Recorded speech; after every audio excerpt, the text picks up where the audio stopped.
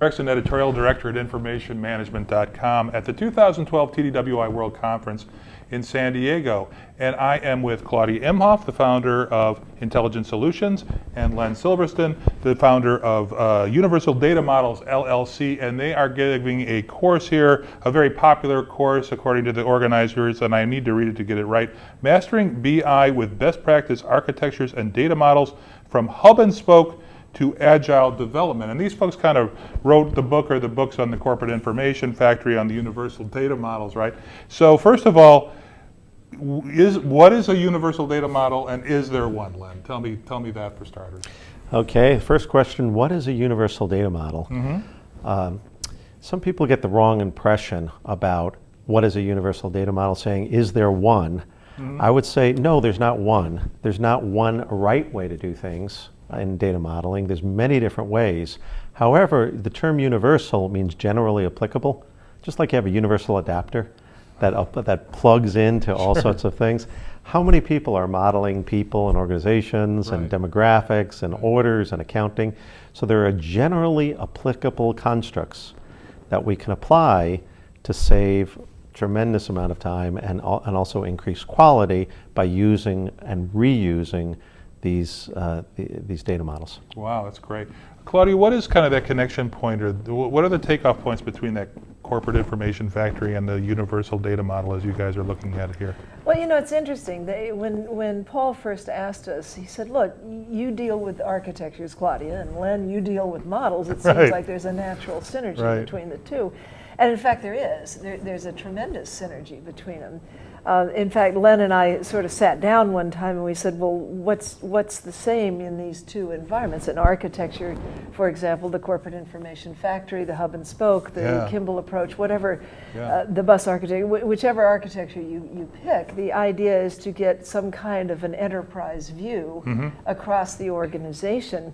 And Len, I'll let you take the modeling side of this, but that was the first thing that we discussed, was this need for an enterprise view. The other thing that we discussed was, in an architecture, it crosses departments, it crosses company boundaries, it has to go across the entire organization. So that was the next one, is this need to cross all these barriers, if you will, or these artificial barriers in organizations. Obviously, if you're talking about an enterprise effort, one of the things that's mandatory is the executive support. You have to have everybody lined up and behind the captain saying, yes, we're going to go in this direction. And then the other thing about the Corporate Information Factory, any architecture for business intelligence, is that it's an iterative process. We build a little piece, then we start to build off of that, and we keep going, and we go back and forth. We build prototypes, we then eventually figure out what we really want, and then we put it into production. So those are the four main areas that an architecture supports. Len, I'm going to let you talk about the modeling side of that. Well, that's a question too, because Len, is this kind of a reconciliation, or is it more about the documentation of a universal data model in that sense for a given organizational view? Well, the cool thing about the universal data model as it fits in with architecture is that it's really about, I wouldn't say it's reconciliation or documentation, it's more about integration. And the Corporate Information Factory is all about enterprise-wide integration. And that's what the universal data model is. Another meaning of universal means holistic. And it actually happened that Claudia and I were working over a decade ago on a client that very successfully integrated the Corporate Information Factory approach and the Universal Data Model approach and achieved that integration with an operational data store, data warehouse, a master data management system. So they achieved this integration. And our client actually, I have to give Ray and Mary credit, our client actually said, you guys really need to present together because these fit like a glove together to help really integrate data. Okay, so you're not going to the definition of universal that says one size fits all, are you? No, that is not what we mean about universal. What we mean is two things, generally applicable and holistic. Got it. So it's really about being universally applying these and being holistic and integrated. Right. Which fits exactly with an architecture. Exactly. Sure. Universally applicable. No two architectures physically look alike, Right. and exactly like you said, the models as well. They all fit together quite nicely. It's not one architecture fits all. It's not one model fits all. Right. Well, the director of education here at TDWI was telling me that he's very impressed with the amount of attraction this course seems to have, and it really fits the needs of a lot of people. So do you think this is more of a sort of an entry point or a Kickstarter for organizations that are getting going in this direction, or is it a way to sort of remediate an existing is it all those things? What do you think, Yes. Claudia? It's both, Yeah? yes. Okay. Yeah, it's both. It's certainly a lot of companies are struggling with fractured architectures, fractured data models.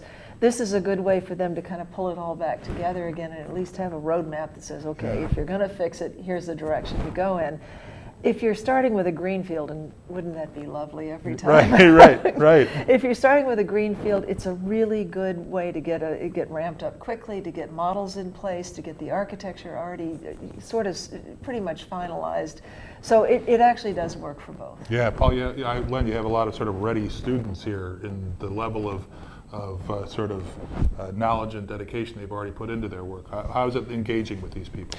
Yeah, so in our classes, we have very experienced data modelers and architects, and we also have very new people in the field. So it engages with both of them well, because what it does is it provides this framework of architecture and modeling.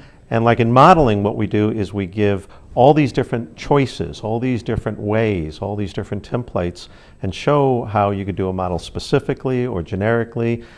And it provides a framework that they can use, and it does kickstart a lot of projects. That's great, and I can tell you that data modelers and data architects are the coolest people to hang around with. Yes, we are. They really are they think differently than a lot of us, and it's a lot of fun. I'm not kidding. They're a lot of fun to be around. So if you want more information on this course and everything else at TDWI, you can go to tdwi.org and look up the upcoming classes and events. I want to thank Claudia Imhoff with Intelligent Solutions, Len Silverston, Universal Data Models, LLC, for talking to me today. I'm Jim Erickson, informationmanagement.com. Thanks.